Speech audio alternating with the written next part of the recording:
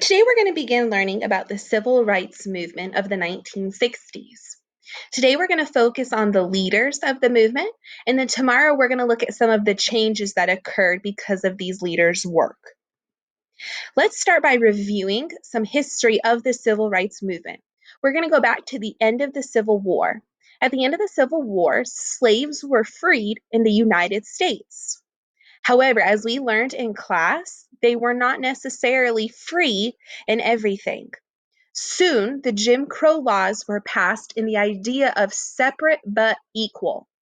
We looked at a lot of pictures this year that showed that things definitely were separate, but they were not equal. We looked at pictures like the water fountains and the restaurants and the school buildings and even some of the buses that people were forced to ride on. Things were separate, but they were not equal. A lot of Americans tried to improve the civil rights, but there was limited success in this. During World War II, African Americans were allowed to serve in the military, but they were forced to serve in segregated units. We learned about the Tuskegee Airmen who fought in World War II. Because of all the contributions of African Americans in the war, President Truman decided to desegregate the Army after World War II. If things are desegregated, that means the opposite of segregation. So if segregation is separate, desegregation is that things are not separate anymore. That D tells us it's the opposite of being segregated. However, that's just the military. Public places and schools are still segregated. African Americans still faced a lot of prejudice where people thought they were better than them or discrimination. This is where we're going to now come into our civil rights movement of the 1960s, where we're going to have leaders set out to accomplish change in the United States so that everyone could have equal rights. We're going to start by talking about Martin Luther King Jr., who's one of the most famous civil rights leaders. He gave a lot of speeches and led a lot of marches.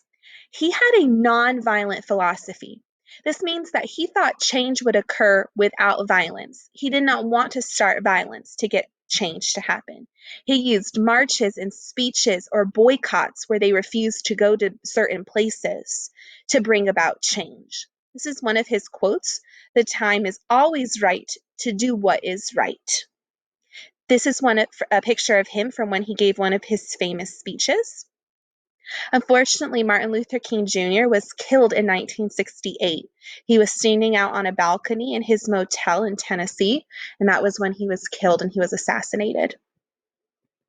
Rosa Parks is also another famous civil rights leader. She is most famous probably for the fact that she did not give up her seat on the bus when she was told to do so.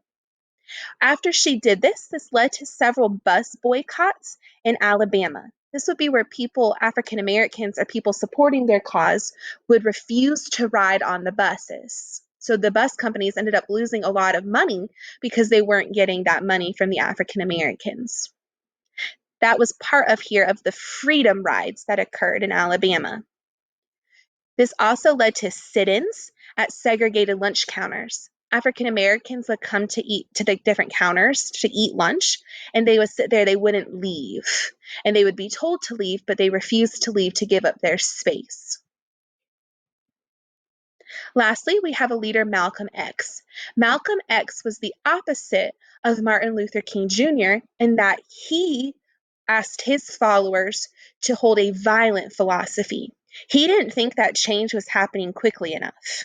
He encouraged his followers to rely on themselves instead of waiting for civil rights laws to be passed. So this led to his idea of a violent philosophy, that they were going to have to do something in order for change to happen. That's the opposite of Martin Luther King Jr., who believed that change could happen peacefully. Malcolm X was also killed in 1965.